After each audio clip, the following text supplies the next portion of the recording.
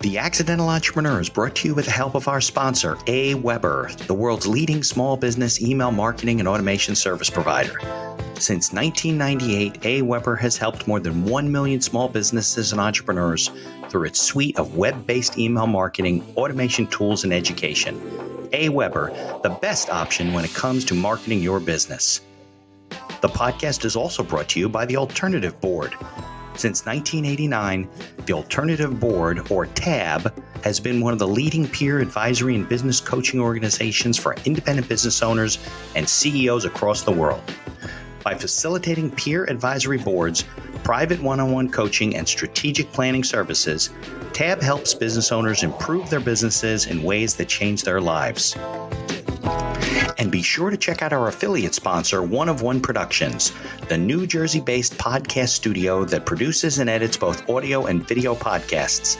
They sell equipment for the avid podcaster and have even created a guesting kit exclusively for our listeners. And be sure to support the podcast by ordering some logo merchandise from our online store. Listen to all of our sponsors' commercials later in this episode and follow their links in the show notes to learn more about their products and services. Absolutely.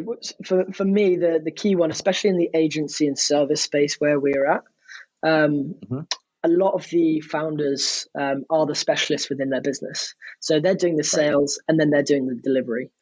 And what happens when you get to a certain point in these sort of businesses, we get to 7, 8, 900,000 a year. So a good sized business, you've got a little team. And what happens then is you're doing all the sales.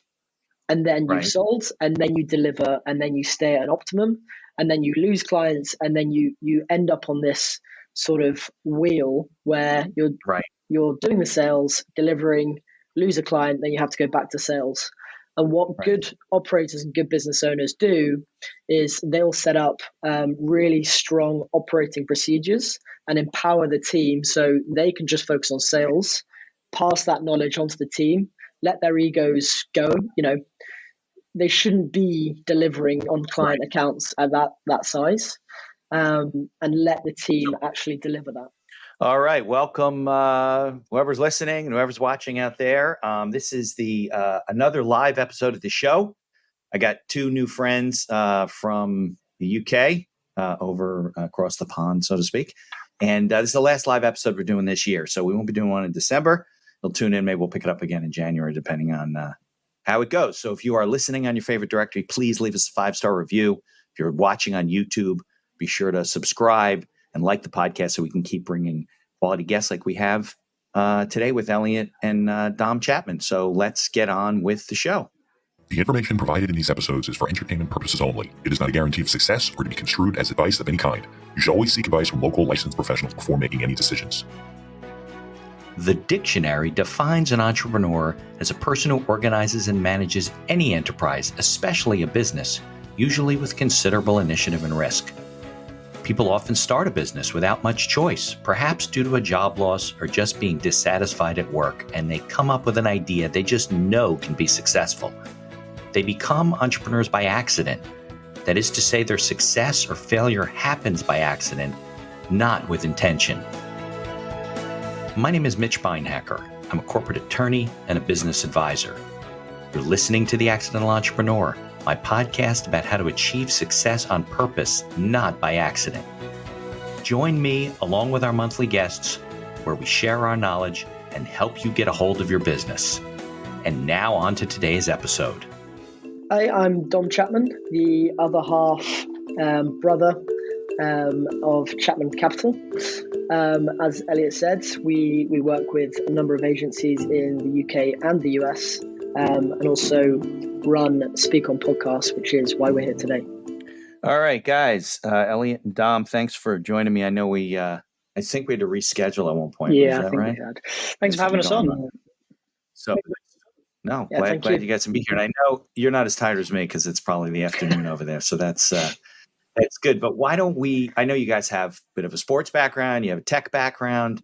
And even though people watching, you guys are young, you are in venture capital and you've invested in companies and owned companies and all kinds of cool stuff like that. So, but maybe we go back a little bit, spend half the show talking about your backgrounds and then do some commercials and then talk about some of the companies you guys are working with. Elliot, you want to take it away, and then Dom will jump in? So we go back to post-college, so sort of 18, college being like the end of high school in the US, not quite university as it's called here. So 18, left high school and didn't really know what I wanted to do. Is college different than university So you call it college, right? England? Over here it's called it's called university. Yeah. There's a period in between leaving school and going to uni, which is called college, which is like 2 years of doing what's over here called A levels. So did that. Was playing in a soccer academy, and didn't really know what I wanted to do. Didn't want to just go to university for the sake of going to university. And one of my coaches in the academy, we had a good relationship. I was his captain, and he said, listen, he knew that I wasn't sure if I should go to university. And he said, I'm going to open up a local soccer school. If you're in between things, why don't you come and help me set it up? Which was much... exactly that. Like, help set it up. I had to go and recruit schools to come on board. So turned out to be an unbelievable opportunity without me really realizing what I was doing to get grounding of how to grow a business. So I was the person who was sort of metaphorically knocking on the school's doors to try and get them into our ecosystem. And over a period of just shy of 3 years, we grew that from nothing to the number one local soccer school in our region. We were So it was like a training academy, like the schools would send their players for. Okay, that's cool. And you had no business background. I mean, you learned a little bit in high school. I didn't learn anything in high school. It was a miracle that I made it to the end of school, to be honest with you. Yeah, literally. Through, right? Exactly. So that for me was... Yeah. You know, I think that those 2 years of college, I think they should do more of that in the United States. If kids go to university, they have no idea what they're doing in their life. They can't even, they're just I left. Dom and I both went to the same college, but obviously different times. And it's completely different over here. You can stay on at your school and do your A levels, or you can go to a brand new college, a brand new school, and start from scratch, which is exactly what I did because I wanted to get out. I wanted to learn something new. I wanted to be in a brand new environment. But I struggled. I was the youngest in my school year. I'd only just turned 16, and it went from a lot of support in school to completely independent learning. And I was nowhere near ready enough for that level of education. So I did struggle at college. I managed to get my A levels, and I managed to get offers to go to university, but it was just never. It was never for me. The opportunity for me at 18, 19, 20 to play football, coach football, and just be in that environment for as long as possible was much more attractive than going to sit in another classroom and have my head in books. It's just not me. Right. I'm not that guy. Yeah. So I did that, and we grew that to the number one local soccer school. We had partnerships with a couple of professional clubs down on the south coast. So AFC Bournemouth, Southampton, 2 Premier League clubs, acting as their feeder. So we would send them players once they got to a certain level. I then got headhunted by a firm out in the US to come and do exactly the same thing, but on a national scale. So at 21, that was too good an opportunity to turn down. So I moved out. To grow a national organization for soccer training. Yeah, exactly. Because in the United States, it's getting big. There was much more money behind it. Like, still in the UK, it's still very much a grassroots sport. Whereas what I learned when I went out to the US is everything is funded. Everything has got money behind it. Massively. Oh, big time. There's money in it. They'll hugely funded. So, the practice fields, everything that we had was grade A. It was best in class. So it was again, a phenomenal environment for me to learn, to grow. I was responsible for about 40-ish coaches. and about 600 players. Which when I look back at the age of 21, and at the age of 21 at the time, I just thought it was relatively normal. I look back now and I think that's quite an achievement.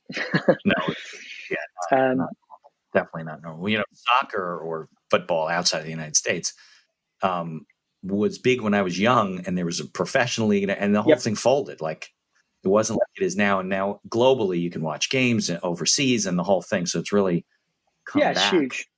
It's huge, and it even was big and growing when I was out there at the time. This was back in 2014. Yeah. So I did my year, got offered to stay, decided to come home. Felt like I'd sort of done everything I wanted to and achieved everything I wanted to achieve out in the States. Came back, and my dad at the time was trying to persuade me. This year, 21, 21 and a half at the time. Okay. And my dad he had an IT management consultancy, which was pretty successful. And he said, listen, come work for me. I'm like, no, I don't want to work with you. I don't want to work for you at all. So he sort of, over the course of about 4 weeks, he was persuading me, and I decided to go. I was like, okay, I'll meet with your business partner and let's just see what happens. And it turned out to be one of the best things that I did. I always had this consensus that. But did you have a background in? Do you have a background in IT or anything? No. Yeah, and sure. Dom will when he gets to. Now, how old, Dom? How old were you at this point? I'm surprised. I'm surprised El's even here. He's even been able to log on to that. So, Dom, how old were you at this point? He's 21. How many years are you younger than him? I was 19 at this point. So you were like doing college or figuring your life out at that point? I just started my first business actually at 19. Yeah. So which was in design and tech, but we'll jump into that in a little bit. Yeah, in a minute. I just want to get the time frame. Okay, so Elliot, you go to work for your dad with no experience except you're his son, and okay. Yeah. No. So here's my son. He's going to handle your IT. What's his background? He's got no background in IT. He's a soccer player. Oh, great. Okay, sure. Come on in and mess up all our computers. Should probably caveat that I wasn't doing any of the IT. I was doing all the selling, selling the services, working with. Right. You were setting up the deals, and then you said, "Here, guys, you take it over." I do all the sexy stuff. That's what the salesmen here do. My son's in tech. My son's like a programmer. The salesmen go in, they promise everything to the client, and they leave it to the tech guys to figure out. 90% of the time, they're like, "We can't do that." That's me. But he still does it now. I worked there for 5 years. Sort of worked my way up through the organization. And that was when Dom and I started to sort of cross paths in terms of our business journey. I was running the company, trying to help sell it, trying to really grow its presence, and struggling. And Dom and I actually shared an office at the time. And when Dom tells, he was at a different company, but we were just sharing an office. And when Dom tells his story, I will cut off at a time where we will cross paths, so it makes sense. But we then eventually started helping each other grow each other's companies through these various techniques, which turned out to be what is now Social Chats, which was our first agency and our first company that we started together. So that is a nice little segue where I'll throw the ball over to Dom. All right, Tom. So amazing. Let's start. You were born in a cabin in the south end of England or something? Pretty much. Yeah. So similar journey to Elle at the start. I went to the same college, so moved on from school to college, and still didn't know what I want to do. I got an opportunity to do a sort of a short internship at it's called Specsavers in the UK. It's sort of the largest optician in the UK. So I think they've got about 1,800 stores. Yeah, eyeglass stores. Yes, eyeglass stores. Yeah. Got it. And started there, did a sort of a 4-week internship, and then they asked me to stay on. So stayed on, and my role was sort of innovation and commercial. So I was working directly with the leadership team. So very lucky to be in that role, but my role was to come up with new products and new services that could basically save money within the stores and drive new customers.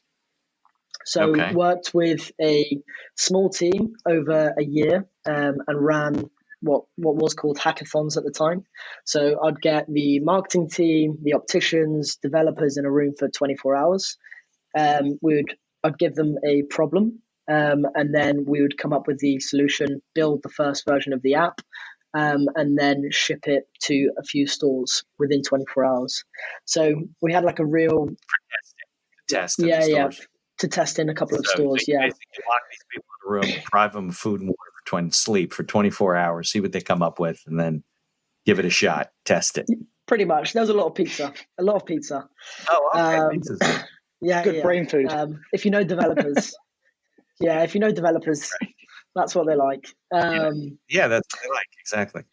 Yeah, so did that, and then as I was doing that, I got the opportunity to do a few things myself, a few sort of first versions of apps, a few designs, and with a friend from college, we launched our first sort of design agency. That started to grow in itself alongside Specsavers. So after a year, I left Specsavers. Why did you leave, Dom? And launched the. Why did you leave? There was a bit of crossover with my work at Specsavers and my first business, and had to mute. Bit of conflict of interest, and had to mutually leave Specsavers, and get walked out the front door in front of 400 people at the age of 19. Security thing. So that was fun and humbling. I'm sure. This gentleman, he's going to escort you to your car. I'm good. Yeah, it was. It's okay. We'll make sure you leave the building. Yeah, it was really like in the films where you're walking out with like a box, with all your stuff in it. It was one of those. Yeah. But that sort of spurred me on to sort of launch and grow the agency. Right. And then within that agency, we actually came up with an idea to sort of launch a piece of tech. So we spanned the business into a tech platform. Used the same team. We just sort of changed everyone's job role slightly. And then we decided to raise a round of investment from sort of angels. Raised that round, launched the product. And then this is sort of where mine and Elle's path started to cross. If I did it again, I'd do it differently. But we built the product, and now I needed to sell it instead of doing any market validation. Any research, speaking to potential customers. We just had this naivety that if we speak to them, they're going to tell us what they want and what they think they want instead of what they actually need. Yeah, a lot of people skip that step. And why is nobody buying my product? Because the best companies I work with and the best people are always testing and asking, and because you're usually wrong about the reason that your customer is buying the product. Exactly. It's a humbling thing, and you developed it. You knew why they needed it, and you're all digging your heels in like this is. So the agency was like a marketing and PR agency for companies. It wasn't a development agency, was it? It was a design. It was sort of a design and development agency. So we did. Sort of more prototypes, more design led, more than the concept of actually building products. We would do the designs. We would do video production. We'd do the concepts of it. Were they like hard products, or were they more IT software? App based? Yeah. So we did a lot of like user interface, user experience sort of type work. So that side of our product was amazing. But what we didn't think about is the actual journey of a buyer. So this comes from the inexperience of us selling. And understanding the market that we were in, which was we were going into the recruitment market. And we didn't understand really how all the softwares hang together, and to get into a company, you need to be, have this open integration with all these different businesses. It's a whole, enterprise software is a whole different beast to selling, one specific piece of software or an agency. Isn't that where what they call APIs come in, right? Those are the little programs that kind of connect the bridges and make them speak to each other. See, I know.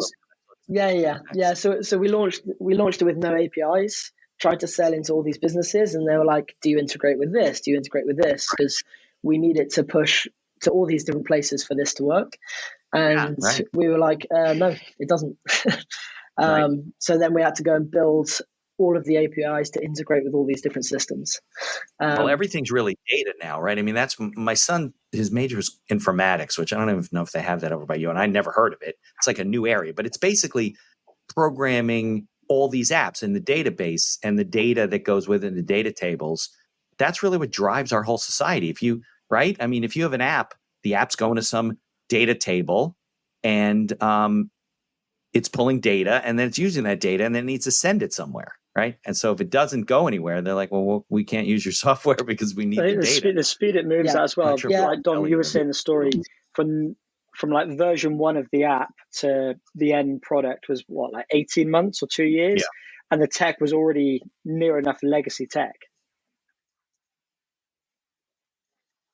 Yeah. You need an unbelievable development team to be working on it 24/7 to stay ahead of the game.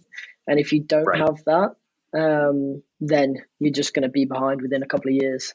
It's constantly moving, right? It's constantly moving, and some of the sales cycles, it took us 12 months to sell in, and by the time we'd sold it in, we needed to build a whole new version for it, and change it. So it's a constant cycle with that software. Hence why I'm still a little bit scarred around SaaS and software. This is hence why we've gone down the agency route for the last. It's like therapy for you. It's therapy. Yeah, exactly. Yeah. So, okay. So, you guys still aren't together yet at this point, right? You're kind of working together, but you're in different companies. Yeah. So this is where we've got a shared office. I've built sort of the first version of the system. I've gone to a few marketing agencies for advice and a few little campaigns, and nothing's come back. So I've got minimal budget left to actually start to produce some results and actually get some customers using it. I come to El because obviously he's in the sales side of the business, and we sort of put our heads together and work out a system that actually sort of automates building relationships at scale. We use some of the tech team within my business, some of the expertise from El and his business, and we started to put together these automated systems that would actually build relationships. So that was sort of the first version of Social Chaps. El, I don't know if you want to chime in. Got it. Yeah, you want to tell us what Social Chaps is? Dom, you've massively inflated my role in creating that tech, so thank you. Really, really thank you. Maybe sound much smarter than I actually am. So Social Chaps is a B2B lead generation system, or a B2B lead generation agency. And we operate on 2 core platforms, LinkedIn and email. And again, talking about the tech, it's constantly evolving. The strategies, the tech, the methodologies are constantly evolving. But what we try and do is create creative, or come up with creative techniques, creative methodologies to try and engage your end buyer. So whoever your prospect is. So not just spamming them with, 20,000 emails. How do we create interesting content and give value so that they actually want to speak to you? That's going to differ from business to business. But what we're trying to do is create long-lasting relationships and try and leave the door ajar to help our prospects or help our customers create those meaningful relationships. So that's what Social Chaps does. So it's a social media platform, content marketing is what it is? It's more of a lead gen. Is that what helps you do content marketing on social media? Go on, Dom. Okay. Yeah. So we drive on LinkedIn and email. So it's not our own sort of platform, but no, I know that. Yeah. And what it allows us to do is just build those relationships through content, through events, through webinars, through masterclasses. Right. And we have but it's the specialist, like a lead gen funnel where you're bringing people into your world, you're introducing them to your product and educating them, pulling them out the bottom when they're ready to do business. Are you focused, or are you focused on any specific industries that you work better with than others, or are you kind of no? It's fairly specific. I think. Go on, Dom. We're crossing over each other. Typically, it's agencies, consultancies. We have dabbled in some sort of SaaS and typically agencies, consultancies. Hence how we sort of now fell into the agency world. Got it. So you're helping other agencies generate leads, business owners that'll work with exactly with that. you. Yeah. So exactly that. Okay. So, all right. So that company's still around, right? It's still doing stuff, helping people. Okay. So Yes. tell me, what's the spin-off or because now you guys have several companies, and I know you're buying companies because of the capital organization, right? Chapman Capital. So Yeah. So we over, I guess, so we launched Social Chaps in 2019 once I'd exited and Elliot exited the sort of family business. So we both exited at similar times, and then decided to fully launch Social Chaps, which was the business that sort of was the idea that we had. We scaled that pretty quickly in 12 months. So scaled that to about 20, 23 people within 12 months during COVID. So it was fully remote. We then got an offer for someone to buy Social Chaps, and their idea, sort of strategy, they were a private equity firm, and they wanted to use Social Chaps to actually be an anchor agency. So all of the other businesses that they buy, they would plug Social Chaps in to scale them and increase revenue and increase customers. Sure. So it made sense. We went through that whole journey of being bought right up to the final point, and then we decided to pull out. A number of different reasons for that. But what we did like is the idea and the concept of being able to increase revenue and sort of profitability for other businesses. Where we were as a model is we were just on monthly retainers for our customers. Yeah. We were bringing them in 1, 2, 3 million a year through our systems, but we were not seeing the back end of that. So that's where Chapman Capital was launched. And then we bought our first business, Speak on Podcasts, about a year ago, El, close to a year ago. Exactly 13 months ago to the day. So you basically almost completed an acquisition or an exit, or I guess you would have stayed on, and then said, "Hey, maybe we can do this better ourselves." It was exactly, right? Pretty much that. So we went quite a long way through the journey. We then things change, and when you go through an acquisition process, the goalposts are always moving. For one reason or another, we decided that it wasn't for us, pulled out, and really liked the idea of what they were trying to do. But it did then take us another sort of 12, 18 months on from there to formulate how we would do it, to pick the right opportunity, and actually complete that first transaction. Yeah, it's hard to find.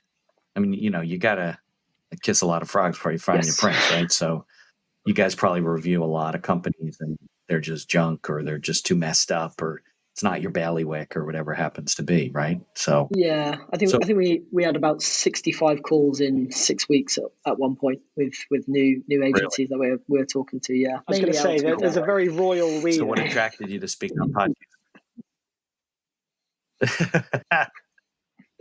So what attracted you to this company, Speak on Podcast? We were introduced by mutual contact, which is a massive thing. Somebody who, I guess, sort of validated that they were a good fit, not just the company, but the founders and the personality that sort of sits within the business. And that's largely why we didn't do a transaction before we bought Speak on Podcasts. It wasn't often the finances. A lot of it wasn't just quite the right fit, whether it's the company or the people, largely people, just wasn't quite the right fit. And as soon as we spoke to Mark and Jakob, it just clicked. Like, we had a conversation. We got introduced on like a Monday afternoon. By the Monday evening, we'd had our first conversation, which lasted 2 hours. Dom and I jumped off a call and we're like, I like these guys. I like what they've got to say. I like the company. By Wednesday or Thursday, I think we'd had an initial offer out to them. And we knew that we had to move quickly because we knew that there were other people at the table. And from first conversation to completion was 6 weeks, which is fast. Got it. Well, don't you think some of that has to do with like if you met them, so you said you had 65 calls in 6 months, right? If you met them on call number 2, you might not have been in the place where you've been through a lot and knew what you were looking for and knew what hit you right. It's like buying your first house, right? You go and look at your first house and you're like, this is great. And then you look at 12 houses and you get a different perspective on, what makes sense and what feels right and so forth. Isn't that completely kind of true? Yeah, that's a very good analogy. Yeah, it's a really good analogy, actually. I've never thought about it like that, but it makes complete sense. Yeah, it makes sense. Like you said, you do have to kiss a lot of frogs. So you finished. Yeah, absolutely. And timing is a lot of things, and the way you meet people, and you're open to it and all that kind of stuff. So you finished that acquisition. So you guys now are you own Speak on Podcasts 100%, bought them out, or did you just invest in the company and you're part owners? You gonna go, Dom? Yeah. So I can't see your face, Al. So yeah, you know what? When this gets recorded, you'll see both of you clearly because it works on your end. It's just a live thing. Maybe It's on internet slow speeders. Yeah. So we're majority shareholders, but both the old co-founders are still shareholders as well, and still sit on the board. Yeah, and still help drive the business forward, which is great because podcasting is such a niche industry. To have their knowledge and specialism in and around what we do is really key to the growth of the business. Yeah, no, it's a competitive space. I mean, there's whatever millions of podcasts. A lot of them are, didn't do 400 episodes or whatever. But I get contacted by agencies all the time. Yeah. Now, there's probably a handful of regulars to me now, but I mean, it's ridiculous. Once you have enough episodes, everybody and their grandmother wants to put a person on your show, and I don't know where they find me, whatever. So it's a competitive space. For what? Yeah, and a lot of it. Go on, I'll go this time, Dom. Go on, Al. It's a competitive space. What we liked about Speak on Podcasts is that they do things slightly differently. In terms of the outreach, how we profile, building specific pages for clients, not just a spray and pray. It's much more strategic with how we work with our clients. So, we shopped around when we were going through the acquisition process to see what the competitors were doing. Is this normal? And there was a clear difference between what Speak on Podcasts do and what a lot of the other market leaders do, which for us is a massive sign that we can go in, productize the service. There's clear differences between us and what everybody else does, which made it even more attractive. Yeah.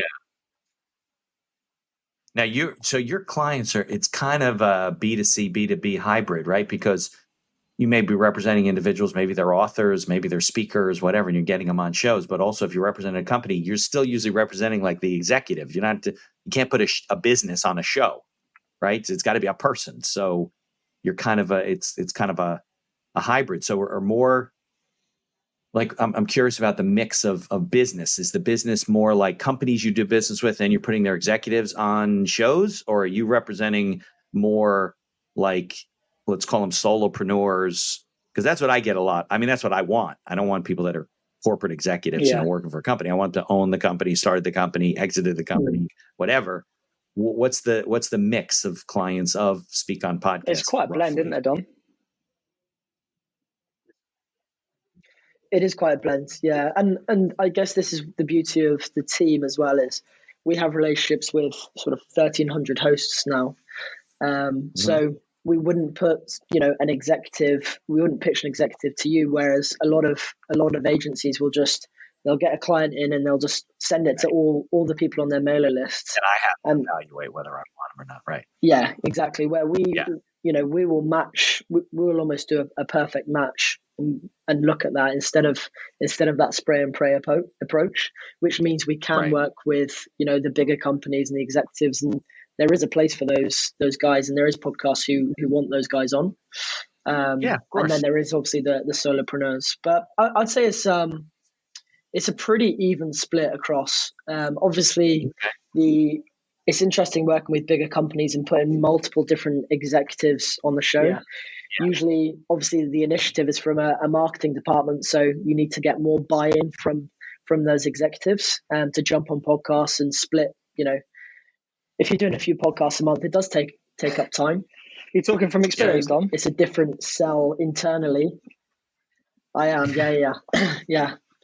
No. It's a different sell internally to get executives on than, solopreneurs, where they can use it as content. They want to speak about their journey, and they want to pitch their product. Yeah, absolutely. All right. So then the company, and we're going to take a break to recognize the few sponsors paying a little bit of money. So, but when we come back, I want to talk more about, the things you see in the venture capital space, the kind of businesses that are out there. How do you guys evaluate a business? How should other people do that if that's something that they want to use as a strategy to grow their company or their portfolio or whatever? Awesome. That makes sense? Absolutely. Here's a word from our sponsors. Looking to market and grow your business? Or perhaps you're just getting started and want to hit the ground running? AWeber is the best choice for online email marketing and automation of your business. From maintaining a subscriber list to drip campaigns and landing pages, AWeber gives you tools and integrations that make marketing easy and fun. As our partner and sponsor, we use all their tools to promote the podcast and market our law firm. AWeber, the best alternative for online marketing. For over 30 years, the Alternative Board, or TAB, has built a thriving community of forward-thinking CEOs and business owners who want to radically improve their companies. Through unique combinations of one-on-one business coaching, participation in monthly TAB board meetings with other non-competing owners, a suite of strategic tools, and customized strategic planning workshops, TAB membership can deliver greater strength to your business and a better work-life balance for you and your family. All packaged in a streamlined and affordable service that the people at TAB invite you to try risk-free. Maybe you're looking to get into podcasting, or you just want to market your business. Maybe you want to do it for enjoyment, or because you have a message you want to get out there. One of One Productions is a New Jersey-based studio just over the George Washington Bridge that caters to the booming business of podcasting. They offer a comfortable atmosphere using the latest technology available to record your podcast. And they are a full-service media company offering both audio and video production services, creating both audio and video podcasts, as well as video shorts for business and personal use. Professional audio equipment packages are available through their website for all budgets, and be sure to check out their podcast guesting kit, created especially for our listeners. Follow the link in the show notes to learn more about all of our sponsors. And now back to our show. Okay, we are back from our little commercial break. I think I got to re-record some of that stuff. Some of my inflections sound like I'm drunk when I'm saying that. Just what you need to talk about? Yeah, I'm yeah. Right, exactly. I can have a show on bourbon. Yeah, that's my thing. I don't know what you guys drink, but bourbon's my bourbon, scotch, other whiskeys. All right. So we were talking before about, or going to get into, you guys are young, but your strategy is to kind of grow a portfolio and run companies. And I assume you're looking to kind of, you don't always have to do this to the listeners, right? But it's a good strategy to kind of purchase or get involved in the businesses that complement your other businesses, right? It makes one drives the other, like the acquisition you were going to get involved with because they wanted your company because it drove their portfolio. Is that kind of an approach you're taking at this point? Kind of to some degree, but not exclusively. So all the agencies that we're involved with do have complementary services. But one thing that's worth mentioning is we are keeping each acquisition or investment completely separate. So we're not doing any mergers. We're not doing specifically a roll-up per se. Right. There's no parent company. Right. Yeah. So there is. Okay. I mean, there is a parent company, which is Chapman Capital, but each company is individual. Okay. What we do is there is some element of cross-sell. So, for example, in one of our companies, there may be a perfect client, but they can't do any social media, for example. We've then got the ability to cross-sell that service and make introductions from sister agencies. That's how we make it work. But we wouldn't say there's sort of complementary services. There's no direct strategy to say we're missing now a web agency. We need to go after a web agency. We're doing things in a much more reactive and case-by-case basis purposely.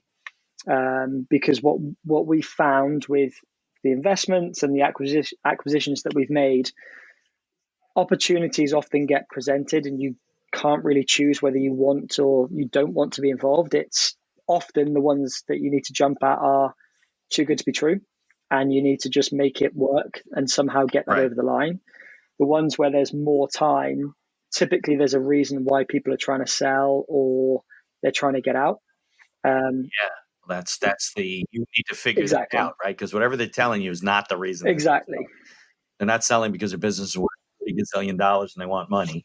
They're selling it because they're having trouble. Now, maybe something in their personal life, maybe it has nothing to do with the business, but that's your due diligence, right? I mean, that's what you have exactly. to figure. And for us, we're working on profiling companies based on, can we come in and make an impact from a lead gen sales growth perspective? And Dom can jump in just a sec around systems, people, processes. The other thing we're looking at, so first is, can we productize, can we scale? The second is, what are the other business partners like? Because Dom and I've got a real good working relationship. We're brothers. We've obviously grown up together. I know his strengths. He knows mine. I know his weaknesses. He knows mine. So to get into a metaphorical bed with somebody else, we've got to really know that this is going to work. And the truth is, not every relationship would. Right. So they're the major two things we sort of profile a business on. Yeah. Tom, you got anything to add to that? And then I got some more questions for you. Yeah, not too much, to be fair. I think it's when you're going through that initial phase and really trying to understand if it's well run, it's kind of difficult to lift the lid without being in it. It's really asking some key questions and just simple things that you can do, like inquire on their website and see the process of how it comes back when you inquire. All those little things are good tellers to how the business is run and how it's operated. But yeah, it is kind of difficult. And as El said, it's more about the relationship with the people. A lot of things, process and system led, are quite easy to implement and change in a short period of time. Sure. Yeah. So I think without the right people, that's not going to work. You can put in all the processes, right? Exactly. So here's my question for you, Tom, and Elliot. I believe you're still here. Tom, you got to get him a better internet package. I think you got to upgrade him or something. I'm not paid enough. Exactly. There must be things that you see on a regular basis that business owners do right, and things you see them doing consistently wrong, which makes them. That doesn't mean that the acquisition is not attractive to you, because you could say, well, we could fix that. But I was wondering what, from your experience, because that helps people listening who are entrepreneurs, think about their businesses. What are the consistent things that you see business owners doing right? You're like, this guy gets it and he's good at what he does, and other things that you're like, they just don't get it. They're not doing the right thing. Those types of things. Absolutely. For me, the key one, especially in the agency and service space where we're at, a lot of the founders are the specialists within their business. So they're doing the sales and then they're doing the delivery. And what happens when you get to a certain point in these sort of businesses, we get to 7, 8, 900,000 a year. So a good sized business, you've got a little team. And what happens then is you're doing all the sales, and then you've sold, and then you deliver, and then you stay at an optimum, and then you lose clients, and then you end up on this sort of wheel where you're doing the sales, delivering, lose a client, then you have to go back to sales. And what good operators and good business owners do is they'll set up really strong operating procedures and empower the team so they can just focus on sales, pass that knowledge onto the team, let their egos go. They shouldn't be delivering on client accounts at that size, and let the team actually deliver that. So basically, you're talking about a business owner who maybe gets started, right? Does everything himself, which is often the case, right? When you're just when you have one assistant, but never gets to the point where they start to relinquish and pass on, and they're still trying to do everything themselves, but doing $700, $800, $900, $1 million in sales. Even as a lawyer, I can't do. My fingers would be bleeding if I was doing $1 million of business on my own. Oftentimes they will have a team who do some of the work, But I think as founders, we feel like we are the best equipped to be able to deliver. And passing and relinquishing control is really, really difficult because you want it to be perfect. Right. And what often happens is you will pass it over to someone else, maybe with not as much of the knowledge as you think you're giving them. And me and Elle are both culprits of this as well. We've done it multiple times over. Well, So you pass it on. It's human nature. Yeah, you pass it over. They don't deliver as well as you would, and then you take it back and you never give it to anyone again. And you sort of, right. You're like, forget this. I can just do this myself. It's easier, and it doesn't help grow the business. Exactly. Elle, I don't know if you want to chime in there. Isn't that? I don't mean to jump ahead of Elliot, but he'll chime in a minute. Isn't that kind of why processes are so important? Like building in, whether they're written manuals or processes, or how you process a customer, how you find a new lead, whatever. Because if you don't, you're never going to be able to transfer it to the next. Or if the guy died, or got sick, and we can't do that, then what would you do? Exactly. I think, but those kind of things you can, unless the owner is very reluctant, right? Those are the kind of things you can remedy. Those are the kind of things you could say, this business is doing well. We could triple their sales if their processes are in place, and you can do that, right? What kind of, let Elliot comment on that first. And then I'd like to get into what kind of things do you see that are harder to remedy, maybe impossible to remedy, but Elliot, you're both absolutely spot on. So what we've done across each agency is created essentially a knowledge bank where every single process, everything that takes place in that business, there is a process behind it and it's documented, whether that's written. We also leverage video a lot because, you can actually walk somebody through a video. So all the way from a team member requesting time off or requesting holiday through to how you actually deliver our service, how you interact with clients. There is a knowledge bank for absolutely everything that we do across the businesses. So we've templated that. Got it. Yeah. You know how many businesses I work with in the United States, and they're decent sized business. They're doing, a few $1 million of sales. They don't even have an employee handbook. That doesn't surprise me. Forget about a process, processing a customer. Yeah. And there are laws, obviously, that require that you do that anyway. So, yeah. Now people are, So, I asked you before. So what are the things you see in companies that are harder to remedy? Maybe why you didn't move forward with further consideration. Yeah, I can chime in here, Al, and you can chime in after. For me, it's definitely around the founder and the business owner, and a lot of the time it's to do with their ego and how they perceive the business, how much the business is worth, how they treat the team, how the team is. A lot of businesses, how the team is, how the relationship is with the clients, it comes from the founder and the business. Yeah, it comes from the top. And we see a lot of founders with a sort of this ego that they've created this business that has all this value, and a lot of the time it doesn't. It's very top heavy. It's all founder led. Yeah. So they want all this money for the business and they want to leave tomorrow, but everything runs through them.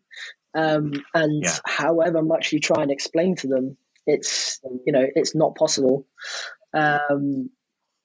It's just absolutely not possible for them to get that acquisition. Right. Yeah. No, I definitely here too. It's the same way. People overvalue their business, especially if they're service-based businesses. They really don't equip their business. The business is them. It's not a business. So you can't buy a person, and if you get a lot of people that aren't really on board, or they're in the wrong place, or they're the wrong employees because they just kind of, the good ones left and the bad ones just had no choice. Those are hard things to remedy. Do you find when you get involved in a business that the business owners regularly have a business plan or some sort of strategic plan or things in writing or stuff like that? Or is it very, very sparse and rare? I'll take this. Yeah, I'll take this. Sparse, I'd say. It's Not often would you see a long-term vision or a strategic plan for the company. Typically, you will see high level what they want to achieve, but not often is it well documented in terms of what we would perceive to be a business plan. But I'll be honest, that's not necessarily a deal breaker for us, so long as they can articulate. Right. Yeah, so long as they can articulate what they want to achieve and the vision of the company, the values of the company, somehow defining what the culture's like. For me, a set of principles or a set of values is as important as a long-term strategic plan. People can get lost in 5-year business plans. We don't know what we're doing in 12 months' time. Pointless planning. Oh, yeah, there's no question about it. Well, if they use them properly, they would convert from a business plan to like processes that run the business. And that's one of the problems that Tom mentioned, that they don't have these things in place. It's because they never really work in their plan, if they even have one. But does that make due diligence a little challenging? Like you have to kind of figure it out on your own to figure out, is this really what they're saying? Very much so. So Dom and I have obviously got two different skills and backgrounds.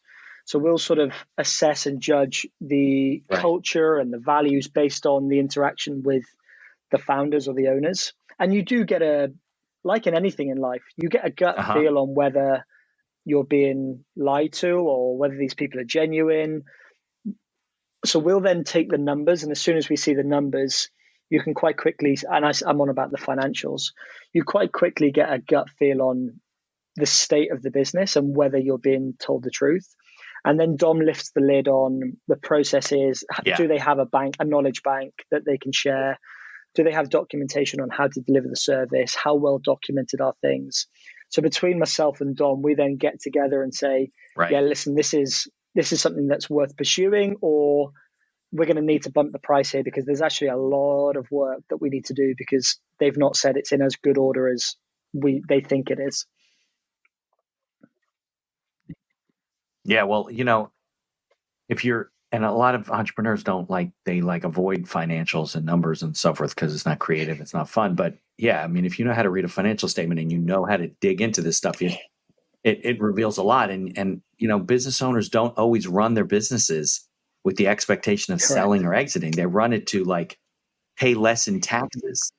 And you get these, and I deal with a lot of business brokers in the United States because they send me deals. And people need an attorney, right, to close. I'm sure you do it there too, to close these deals. And I call it magic math. They're trying to alter the books of the company to try and make the argument that the business owner and his family have been taking all this money out, and it's not going to come out now because you're buying the company, and it's really not showing a loss. It's really showing $1 million of profit a year. I call it magic math because it's not real. So it's up to you to decide. We get exactly the same here.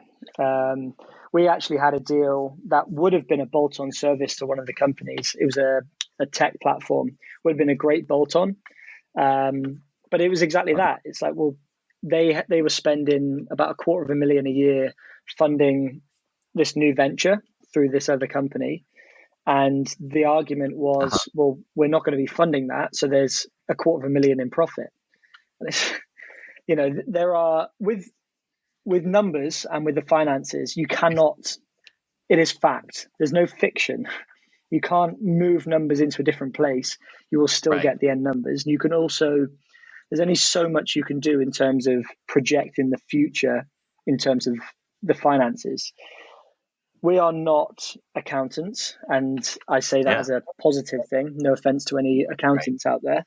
But we come at it from quite a logical perspective of, well, we know there has to be some level of creativity.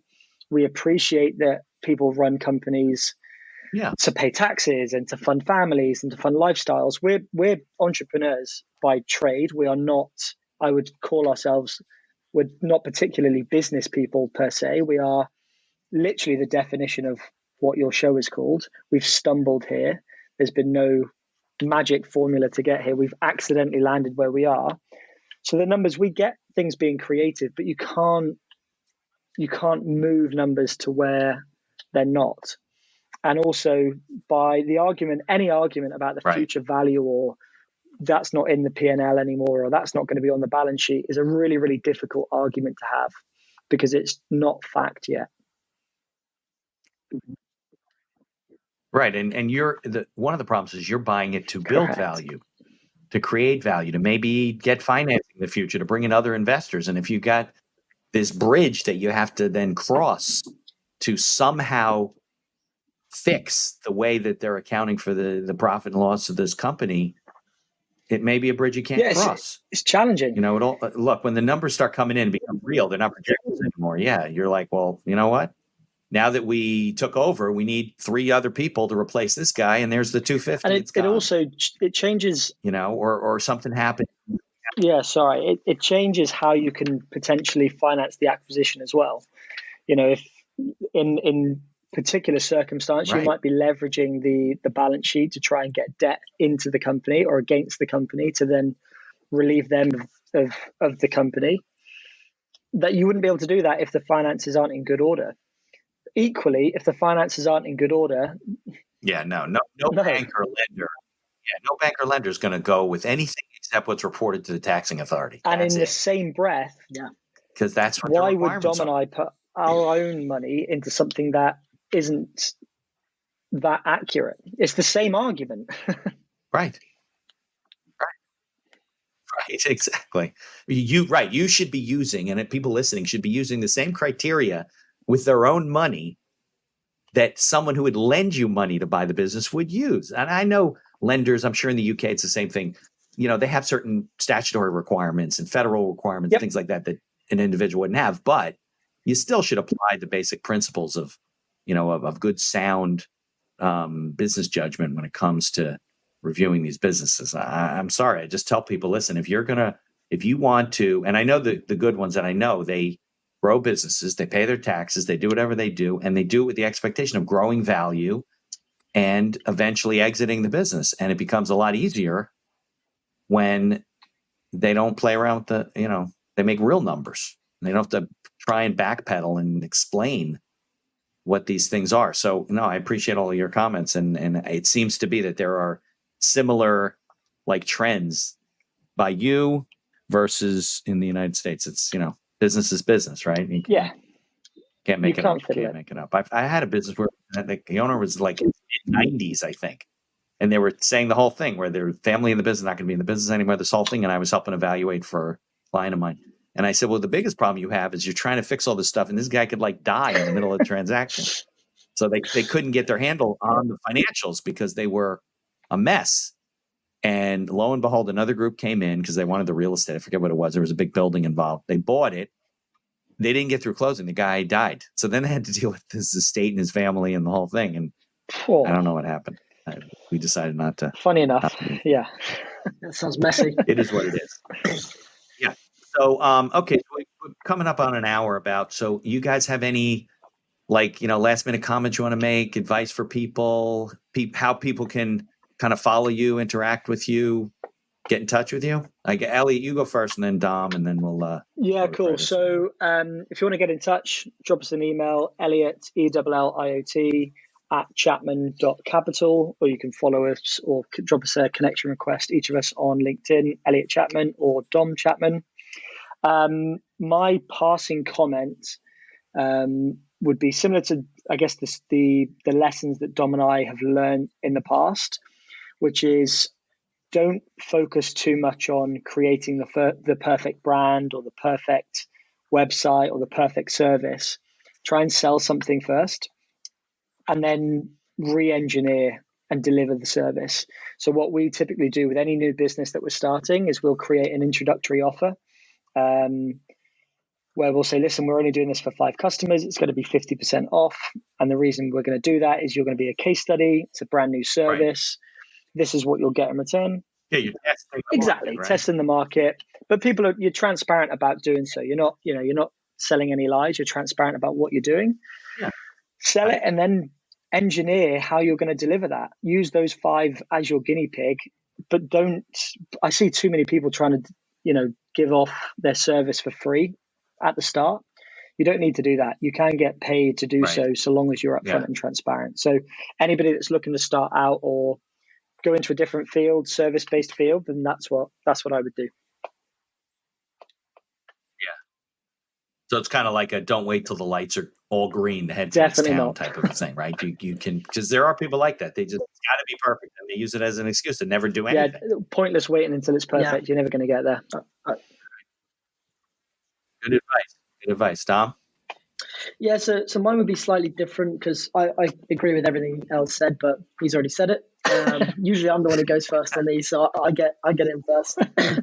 Mine was one thing that we haven't really touched upon in today's show, but me and El really focus on is sort of building deep relationships with people. That's providers, that's clients, people who aren't even clients, that they're just people in the industry, and building real deep relationships and really seeing how we can help them and support them without the expectation of getting business back in.